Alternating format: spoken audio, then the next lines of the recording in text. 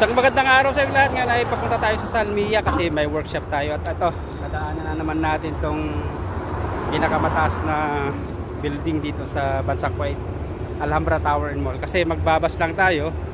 Yan. Andito yung paghihintay ng bus.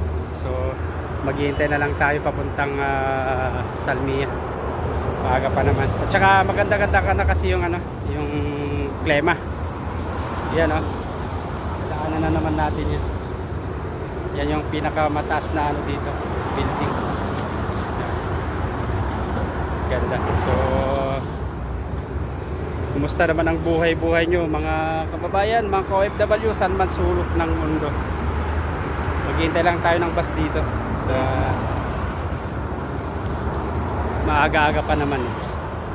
Yan. Ganda Bus number 999 yung natin. Hihintayin natin. So buhay OFW.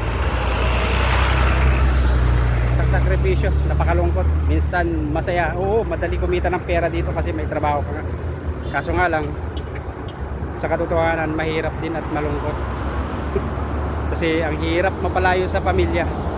Kaso nga lang, tulad sabi ko, kailangan natin ng mag-iis at magtiyaga.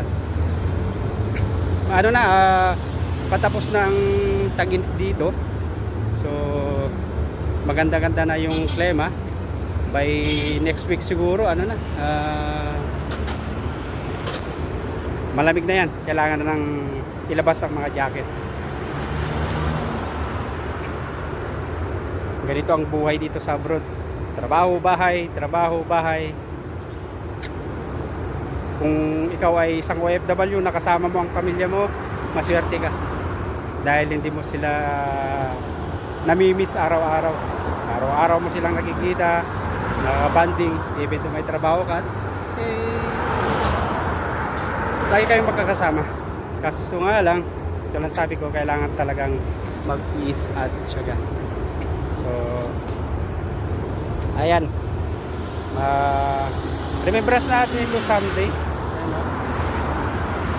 Yan, yan ang pinakamataas na building dito.